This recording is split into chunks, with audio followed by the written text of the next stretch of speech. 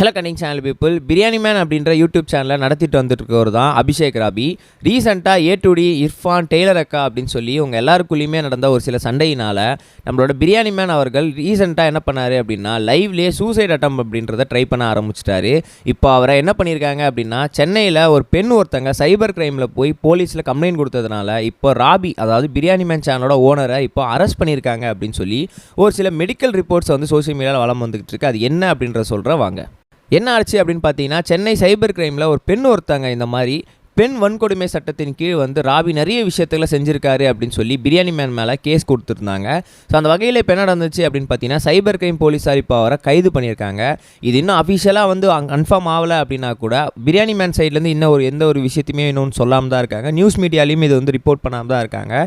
But ஒரு சில பெரிய பிரபலமான யூடியூப் சேனல்ஸில் இதை வந்து ரிப்போர்ட் பண்ணியிருக்காங்க அப்படின்னு தான் சொல்லணும்.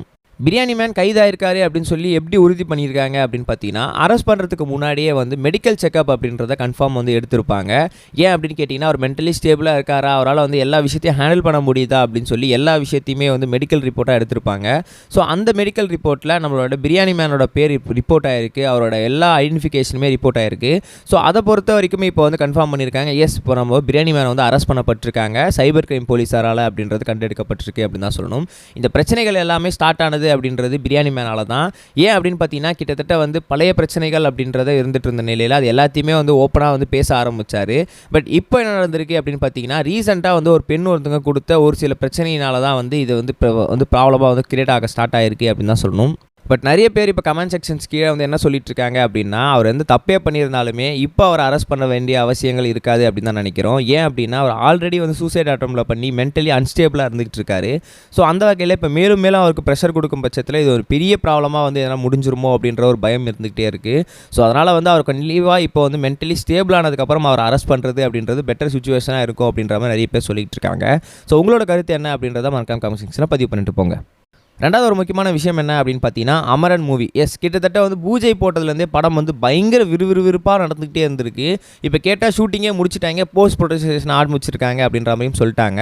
ஸோ இப்போ என்ன விஷயம் அப்படின்னு பார்த்தீங்கன்னா, அக்டோபர் 31 படம் வரப்போகுது அப்படின்ற மாதிரி அஃபிஷியலாக டீம் வந்து கன்ஃபார்ம் பண்ணிட்டாங்க, ட்ரெய்லர்லாம் ரிலீஸ் பண்ணி.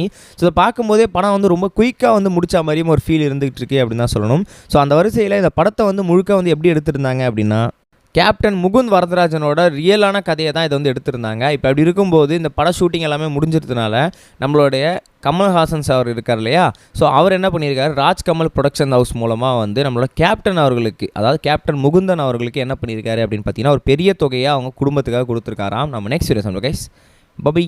இது வரைக்கும் கனெக்டிங் டிவிக்கு சப்ஸ்கிரைப் பண்ணனா மறக்காமல் சப்ஸ்கிரைப் பண்ணிக்கங்க. உடனடி அப்டேட்ஸ் பெறுவதற்கு நோட்டிஃபிகேஷன் பெல்லையும் கிளிக் பண்ணிக்கங்க.